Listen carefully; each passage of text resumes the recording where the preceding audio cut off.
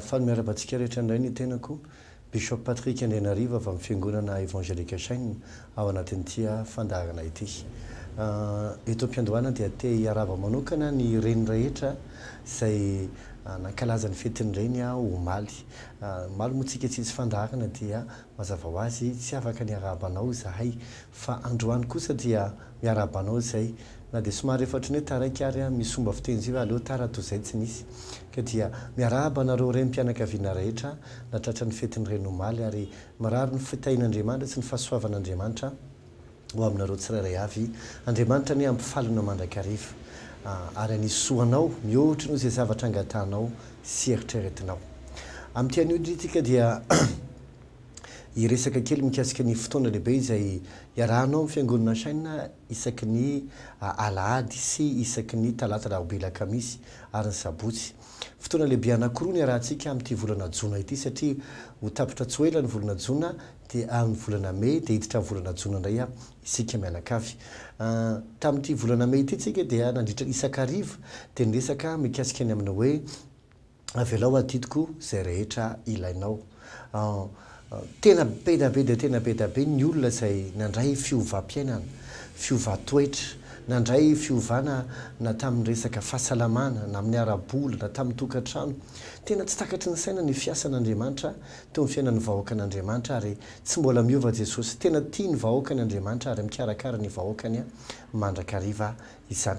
Amin'ity volana Jona ity indray tsika dia iresaka isan-kariva miorina tanteraka amin'ny Genesisy toko faraka amin'ny 70 andininy faraka amin'ny 50 izay manao hoe Andriamanitra efa nampanadino ny fahoriako rehetra tao an-tranon'ny raiko. Ny lohahevitrintsika dia miainga avy amin'izay tenin'Andriamanitra mafonja dia mafonja izay hoe Andriamanitra hampanadino anao ny fahorianao rehetra. Andriamanitra hampanadino anao ny fahorianao rehetra. Moa tokoa ve mitombony izany raha ohatra karaha Baiboly matoa nilazan'izany Josefa satria Josefa no niteny izany anaty Baiboly dia satria tena izany mihitsy nataon'Andriamanitra teo amin'ny fiainana. Moa ve Josefa rery ny olona nataon'Andriamanitra tahaka an'izany? Tsy Josefa rery nataon'Andriamanitra tahaka an'izany fa misy tantaran'olona maro anaty Baiboly ao tahaka ny tantaran'i Ana, tahaka ny tantaran'i Naomi, tahaka ny tantaran'i David. Feno olona maro anaty Baiboly izay nandalo zavatra marary tamin'ny fiainany. Misy ny sasany efa hatramin'ny mbola kely, misy ny nanomboka tamin'ny fanambadiany. Fa na inona zavatra nitranga teo amin'ny fiainan'ilay olona, ny Baiboly izay hoe tsy mba manary mandrakizay Jehovah. Ka nahoana koa mety endriky ny fiainanao amin'ity volana Jona ity amin'izao fisasahan-taona izao dia hampanadino anao ny fahorianao rehetra Andriamanitra. Hampanadino anao ny fahorianao rehetra Andriamanitra. Efa isasaka ny taona izany hoe amin'ity volana Jona ity no isasaka ny taona. Vita izay dia hiditra indray ny tapataona faharoa isika. Ka mialohan'ny hidiranao amin'ny tapataona manaraka dia te hiditra tsehatra ny fiainanao Andriamanitra, ampitsahatra ny fahorianao rehetra ary amianao indray fiainana mahafinaritra satria izay nahatongavan'i Jesosy hoy izao za avy mba hanana ny fiainana sady hananany be dia be. Ninga itsika hijery ohatra ny tantara anankiray dia ny tantara Naomi ao amin'ny bokin'ny Rota toko voalohany. Tsy maninona somary ovakiko hatrany amin'ny voalohany ilay izy fa atrery amin'ny andininy faharoapolo na raika amby roapolo ery dia hijanona isika. Rota toko voalohany vakitsika manao ny andininy voalohany. Ny nanjohan'i Naomi sy ny sarahan'i Rota taminy ary rehefa niverina ho an'i Betlehema izao ny vaky ny tenin'Andriamanitra. Ary tamin'ny andro ny tsara ny mpitsara dia nisy mosary teo amin'ny tany. Ary nisy lehilahy amin'ny Betlehema ny Joda nandeha nivahiny tany amin'ny tany Moab dia izy sy ny vadiny mba amin'ny zanandroalahy. Elimeneka no anaran-dra lehilahy ary Namoni no anaran'ny vadiny. Ary ny anaran'ny zanany roalahy dia Malona sy Kiliona. Efraita avy any Betlehema ny Joda izy ireo. Dia tonga tany Moaba izy ka nitoetra tany. Ary maty Elimeneka vadiny Naomi ka izy sy ny zanandroalahy no sisa. Izy sy ny zanandroalahy ihany no sisa. Ary nakavady tamin'ny vehivavy Moabita izy roalahy, Orpa no anarany anankiray, Rota no anarany anankiray. Dia nitoetra tany Moaba tokony 10 taona izy. Ary maty koa izy mirahalahy dia Malona sy Kiliona. Ka dia namono zanandroalahy sy ny vadin-dra vehivavy. Mafy izany fahoriana izany, tena mafy izany. Hoe ny zanako roalahy, ny vadinao, ianao rery sisa. Dia niainga izy andeha ny fahenina, dia niainga izy sy ny vanantovaviny ka nody tany amin'ny tany Moaba. Fa efa reny tany amin'ny tany Moaba fa novanginy Jehova ny olony ka nomeny haniny. Dia niala tamin'izay nitoerana izy ary nyvinantondro vavy niaraka taminy. Ary nandeha teny an-dalana izy hiverina ny amin'ny tany Joda. Ary hoy Naomi tamin'ny vinantondro vavy, andeha samody any amin'ny trano-drenonareo avy ianareo mba ho asoavin' Jehova ane ianareo arak'izay efa nataonareo tamin'ny maty sy tamin'ny kokoa. Dia hoy izy rovavy taminy, hiara-miverina aminao tokoa izahay ho any amin'ny firenenao. Fa ho Naomi, miverena ihany ianareo anaka, nahoana no hiara-mandeha amiko ianareo? Mbola misy zazalava ato an-kiboko mba ho vadinareo. Miverena ihany ianareo anaka ka mandeha ihany, fa efa antitra aho ka tsy azo vady intsony tsy akory. Raha hoy izao, manantena ihany aho, na hanambady an'io alina aza ka hiteraka zazalahy. Moa ahandry azy mandra-pahalehibe amin'va ianareo ka hijanona tsy hanambady? Tsy anaka, fa mangidy lavitra ny manjoa ahy noho ny manjoa anareo, fa ny tanan Jehova efa nahinjy amely ahy. Dia samy nanandratra ny feo andray izy rovavy ka nitomany. Ary orpa dia nanoroka ny rafozany vavy, fa rota kosa nifikitra tamin'ny andry. Ary hoy izy, indro ny rahavavinao lasa nody ho any amin'ny fireneny sy ny Andriamanina, ka mba miverena ianao ka manarany rahavavinao. Fa hoy rota, aza manery aho handao anao sy ala amin'ny fanarahana anao, fa izay aleanao no aleako ary izay hitoeranao no hitoerako, ary ny firenenao no fireneko, ary ny Andriamanitrao ho Andriamanitro. Izay tany hafatesanao no hafatesako, sady ihany koa no andevenana ahy. Ataon'i Jehova amiko ane izany, eny mihoatra noho izany aza, raha tsy ny fahafatesana ihany no hampisaraka antsika. Ary rehefa hita ny fambolany kikitra omba azy ihany rota, dia nitsahatra tsy niteny taminy intsony izy. Dia nandeha izy mianaka mandamba tonga tamin'ny Betlehema, ary rehefa tonga tamin'ny Betlehema izy, dia tetra tamin'ny tanàna rehetra. Oza rehefa tonga tamin'ny Betlehema izy, dia tetra tamin'ny tanàna rehetra, ka ora vehivavy, Naomi vare ity.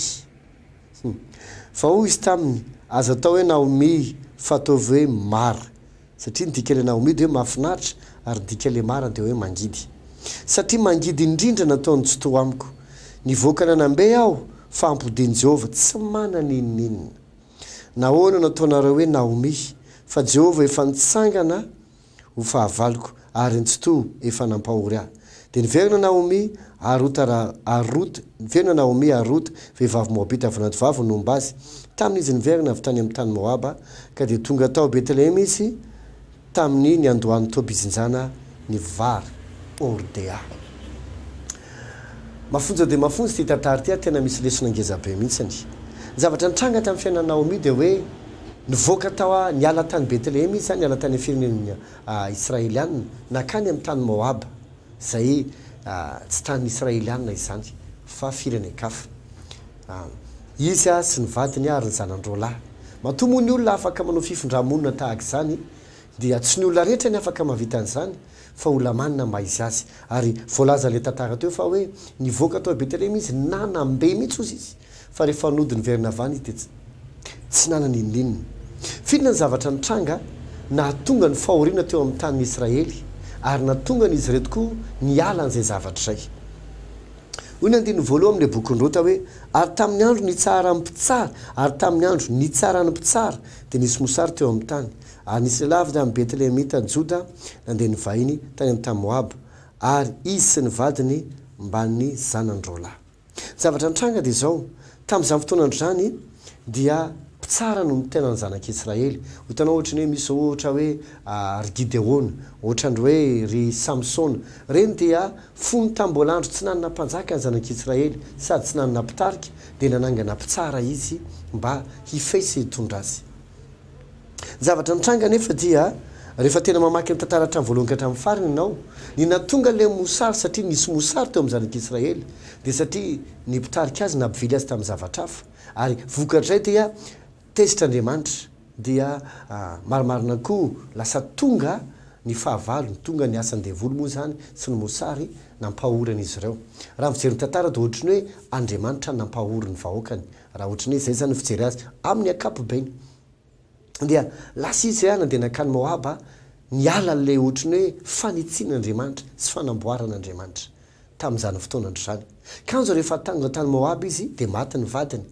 Dia ro zany amin'ny rahalahy indray nakavady, hitantsika teo, dia rehefa avy eo nefa maty koa izy mirahalahy zanany, dia izy rery sisa sy ny vinantovavy ny anakiroa.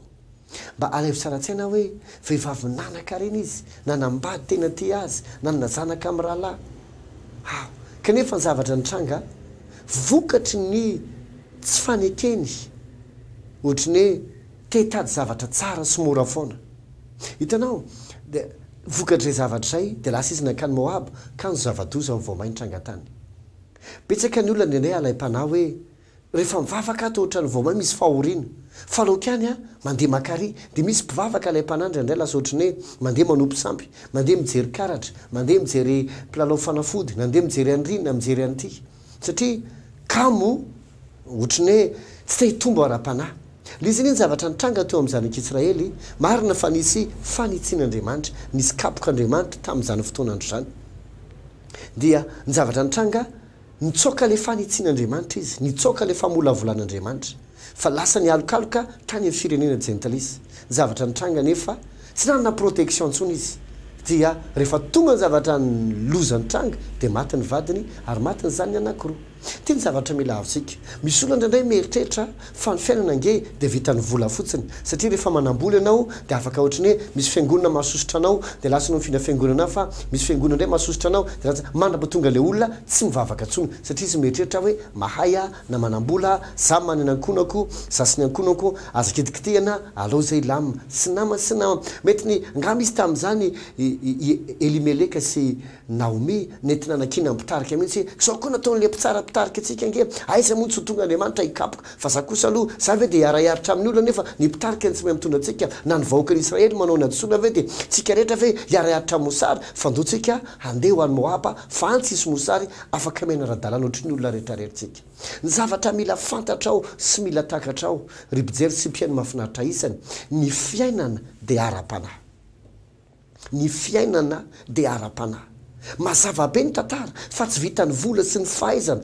na dia afaka mifindra monina azy ny olona anankiray afaka miala eto Madagasikara ianao dia makany Frantsa na makany Afrika Atsimo na makany Amerika na makany Europa na Azia zay mety andehananao fa tadio tsara fa ny fiainana dia ara-panahy mety fananova ny toerana misy ianao ianao satria leo ny zava-misy ianao fandroany te ilaza aminao afaka mamerina ny fiainanao hafinaritra Andriamanitra ary zay loha hevitritsika Andriamanitra mpanadino anao ny fahoriana rehetra sy nitranga tao an-trano rainao tsy hoe akory hoe tsy nitiako tena tsy hoe ratsy ny tao atokantrano hoe ray aman-dreninao ny ratsy tsy fantatra ianao ihany mahalala fa ny fantatra dia zao ninona fahoriana natrehanao mety efa tramy fahakely mety taminao nanomboka nanambady mety tsy mba ohatrany tsy navelan'ny fiaina afaka mba mifano fa fomba mifaly kely ianao tsy mba hoe dia tena hoe tena efa nanajafo kely zay vao mba hoe maty ny vady na hoe ohatran'izany fa fomba mifaly kely vetivety alavisaratsena nge Naomi nge zany tsy haiko ohatra hoe mety tany hoany amin'ny fahadimapolo taona ny tanina fa efapolo taona ny tany Naomi